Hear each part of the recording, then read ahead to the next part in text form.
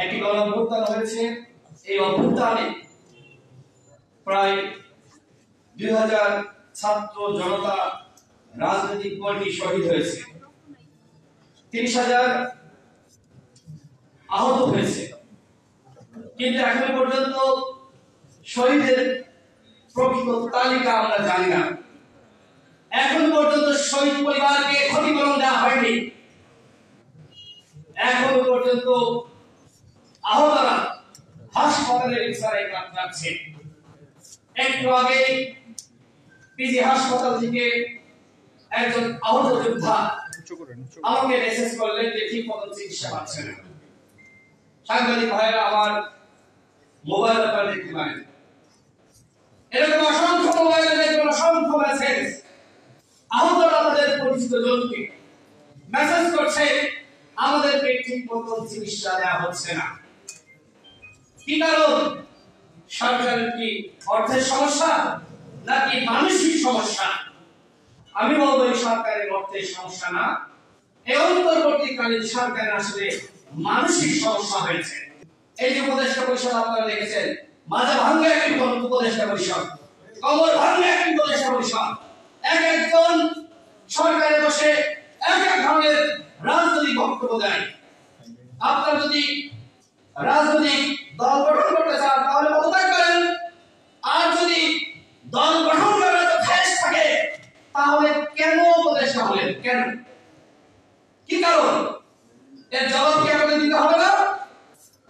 অন্তর্বর্তীকালীন সরকার একটি নিরপেক্ষ সরকার। এই সরকারের কোন উপদেষ্টা যদি কোন দল গঠনের সাথে জড়িত হয় তাকে আগে পদত্যাগ করতে হবে। ক্ষমতার চেয়ারে বসে দল গঠন করা যায় না, যাবে না, সেটি দেশের জনগণ মানবে না।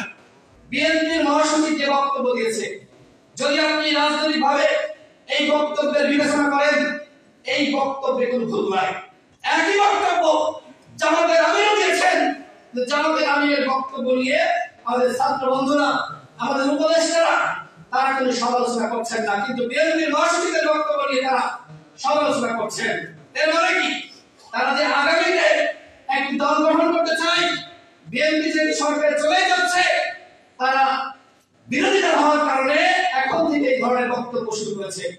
আমরা বলতে চাই আগামীতে কে ক্ষমতায় যাবে কে ক্ষমতায় যাবে না সেই বিষয়ে কোন উপদেষ্টা কিন্তু রাজনৈতিক বক্তব্য দিতে পারবেন না। যদি কোন রাজনৈতিক বক্তব্য দিতে হয় ওই উপদেষ্টার পদ ছাড়তে হবে। দল গঠন করবেন, ভালো কথা, কোন আপত্তি নাই, শুভকামনা জানাচ্ছি, কিন্তু কিংস পার্টি গঠন করলে দেশের জনগণ মানবে না।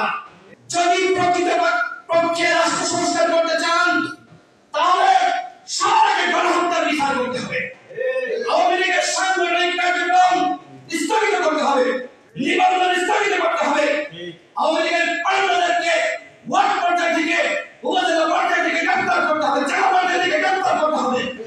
আমরা দেখছি যে পতিত স্বৈরাচার সরকারের সাবেক স্বরাষ্ট্রমন্ত্রী তিনি ইন্ডিয়ান গণমাধ্যমে বক্তব্য দিচ্ছে। আমি ইন্ডিয়াকে বলবো ওরা স্বৈরাচার, ওরা গণহত্যাকারী।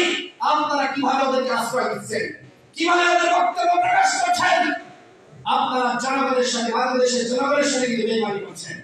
আমরা বাংলাদেশের জনগণ ইন্ডিয়ার আধিপত্য মেনে নেই। ইন্ডিয়াকে বলবো বাংলাদেশের জনগণের সাথে বন্ধুত্ব এবং মর্যাদার সম্পর্ক তৈরি করুন। রাজনৈতিক সম্পর্ক হাসিনার মতন স্বামী স্ত্রীর সম্পর্ক আমরা মানতে পারি না। আমরা ইন্ডিয়ার সাথে অবশ্যই সম্পর্ক চাই, তবে সেই সম্পর্ক হতে হবে ন্যায্যতা, সেই সম্পর্ক হতে হবে দেওয়া নেওয়া। একপাক্ষিক কোন সম্পর্ক ইন্ডিয়ার সাথে থাকবে না। আমরা ইন্ডিয়ার সাথে সম্পর্ক চাই সেই ধরনের যে সম্পর্ক রয়েছে চীনের সাথে, আমেরিকার সাথে, পৃথিবীর অন্যান্য রাষ্ট্রের সাথে যে সম্পর্ক থাকবে, ইন্ডিয়ার সাথে আমাদের সেই একই সম্পর্ক থাকবে।